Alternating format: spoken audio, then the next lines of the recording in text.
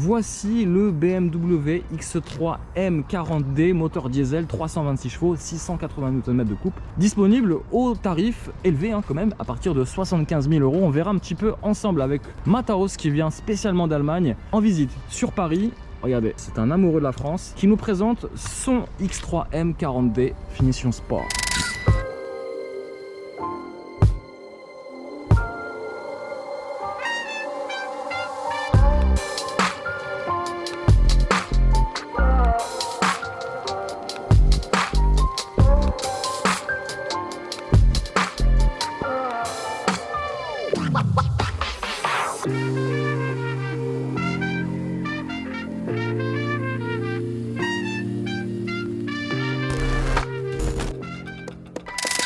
Enfin une BMW, ça fait plusieurs années que j'ai pas essayé une BMW. Voilà, je fais juste un petit détail sur les clés. En fait c'est des clés d'un X3 normal, mais comme sur cette version un petit peu survitaminée, c'est quand même un diesel, on a petit sigle M Motorsport, c'est ça hein? Jawohl. Jawohl. Ok, bon on va faire le tour un petit peu ensemble du propriétaire avec Mataos.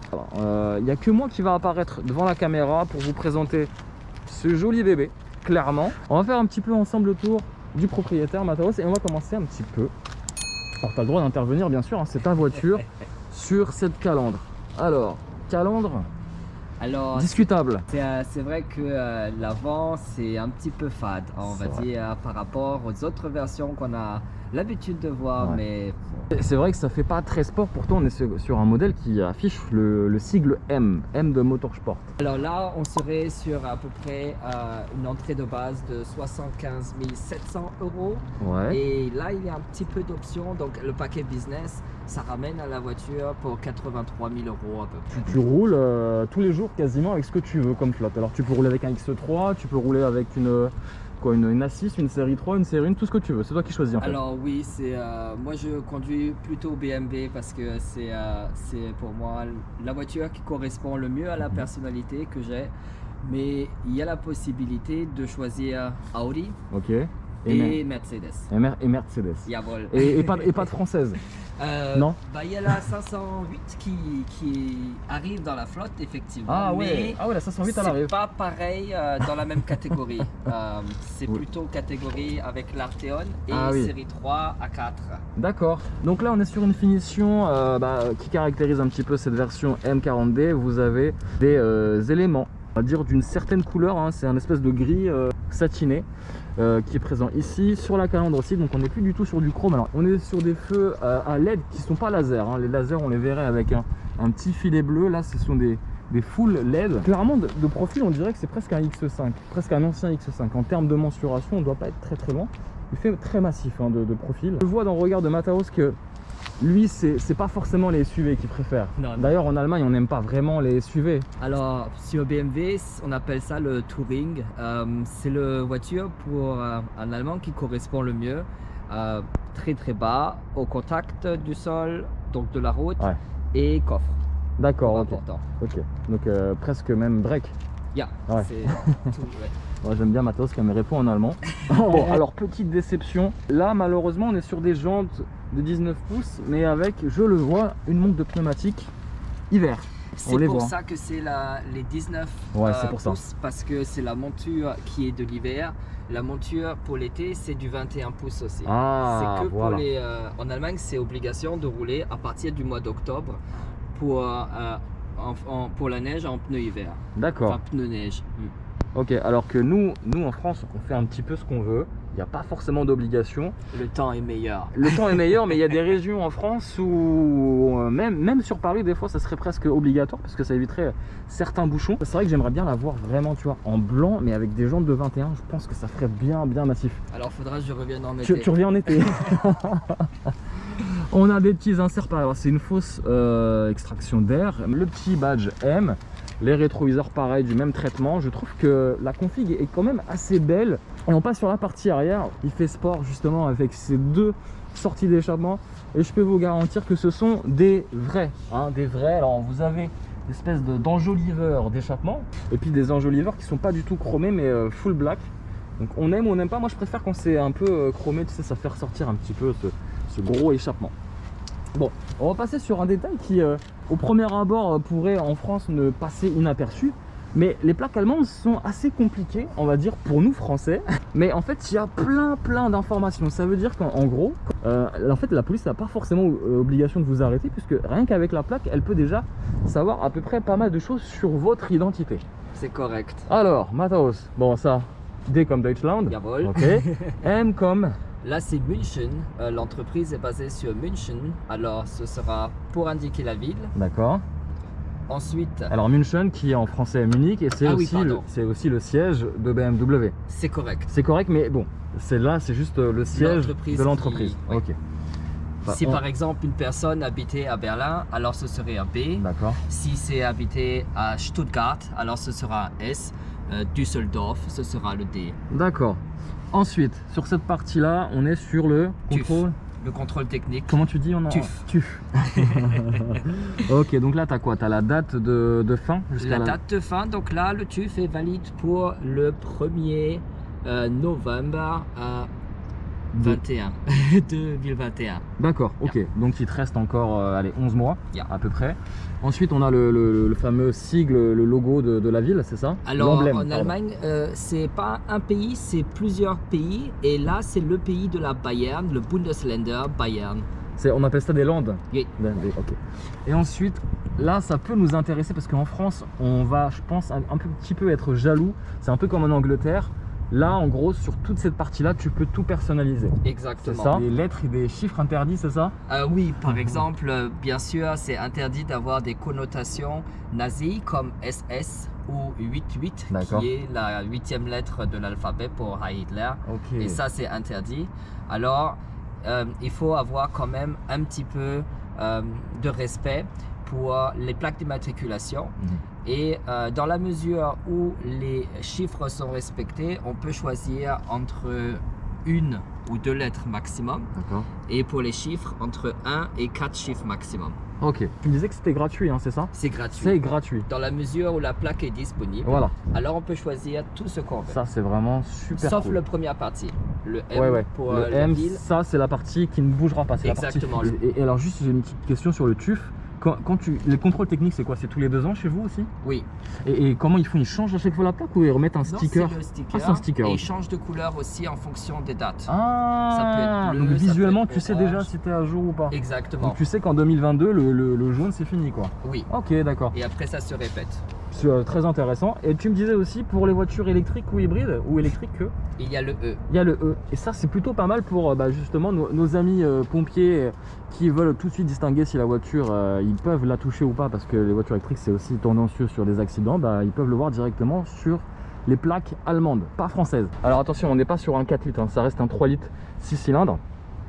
Puis il y a quelque chose qui peut peut-être vous interloquer, c'est ce petit sigle. Alors, pourquoi?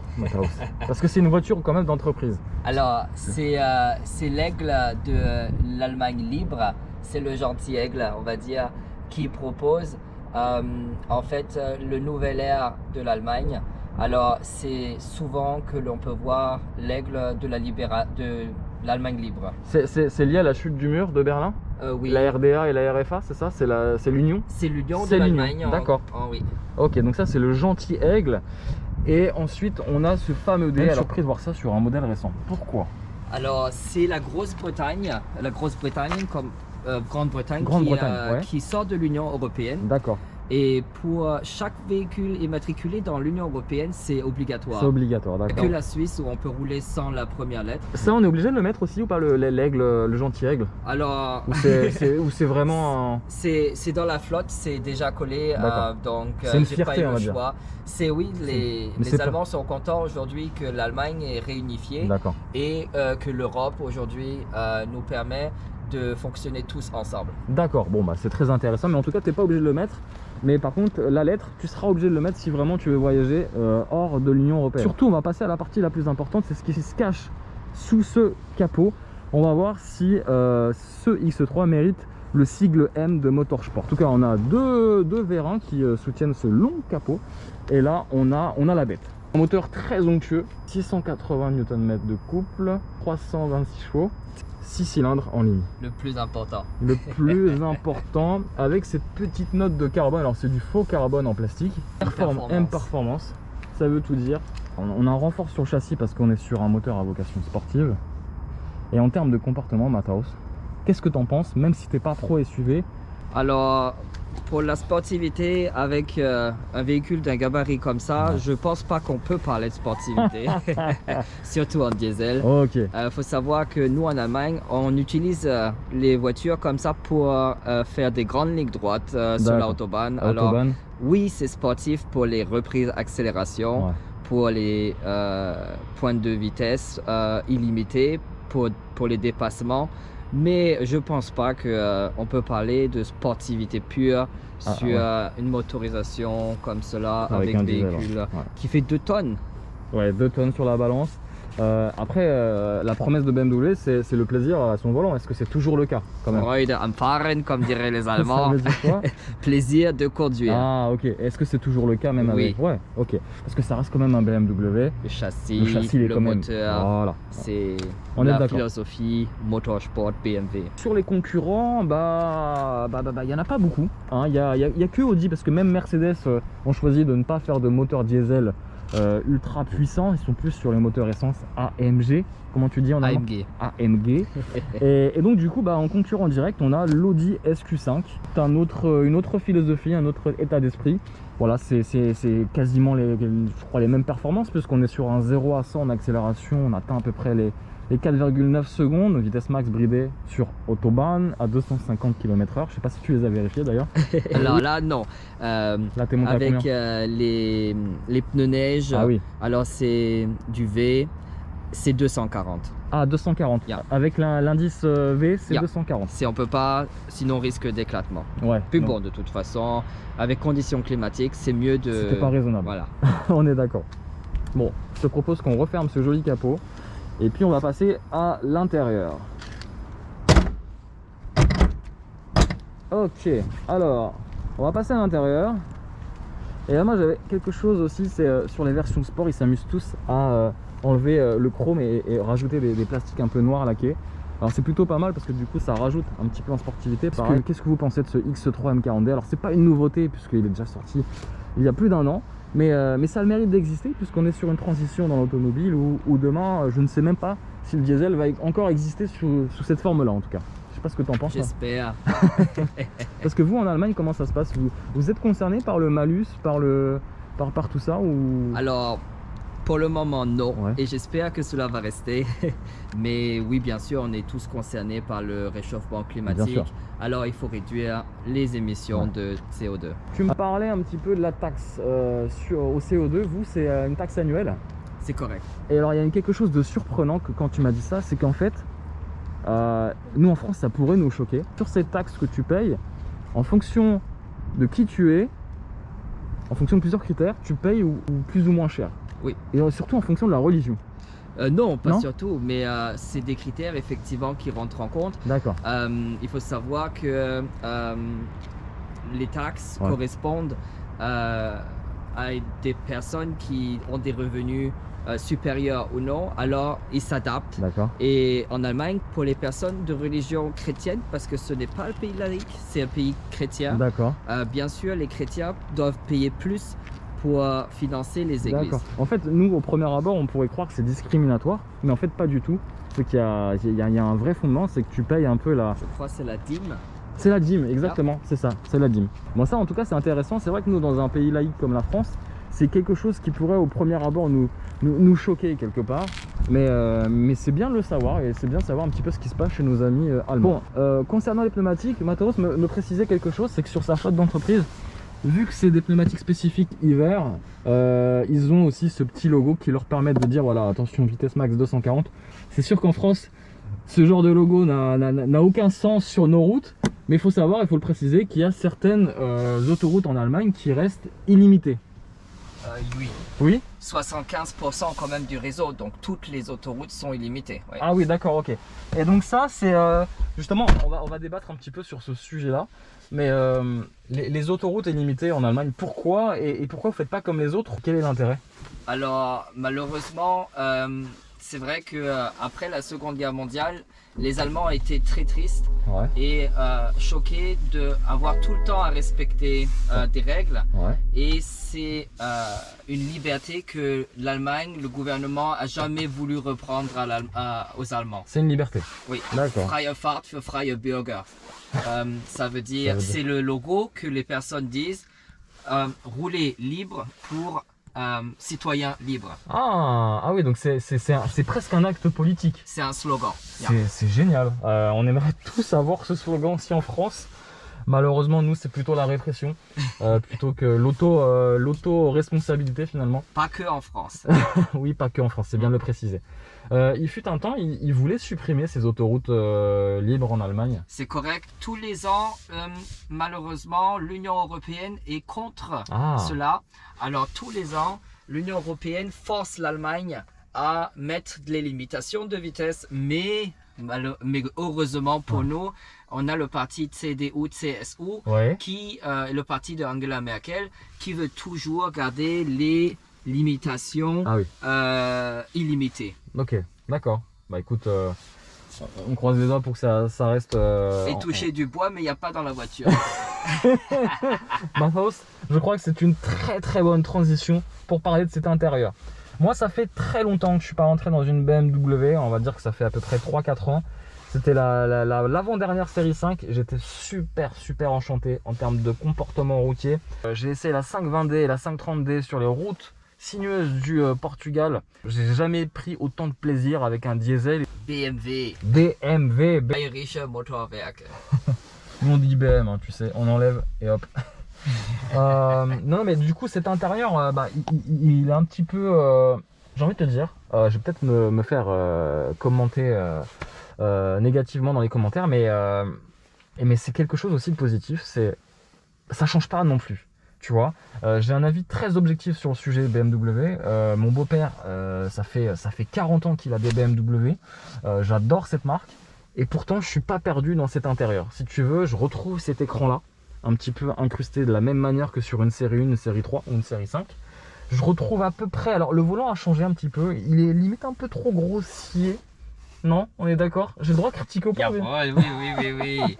C'est bien, il faut toujours pour perfectionner la voiture. Mais par contre, j'aime bien, c'est quand même bien fini. J'aurais préféré avoir du bois, mais dans une finition sport. Bon, on est sur un petit plastique, c'est même pas de l'aluminium. Mais par contre, j'aime bien les poignées, j'aime bien le traitement des choses et on est très BMW avec cet écran orienté, c'est même pas l'écran, c'est la console orientée, un petit peu comme les anciennes BMW. Ouais. Pendant que Mathaos va prendre place côté passager, il est très gentil, il va me donner les clés et il va me faire conduire son X340D. Regardez un petit peu le coffre parce que c'est quand même une partie qui peut aussi vous intéresser. Alors apparemment on peut l'ouvrir comme ça ou pas.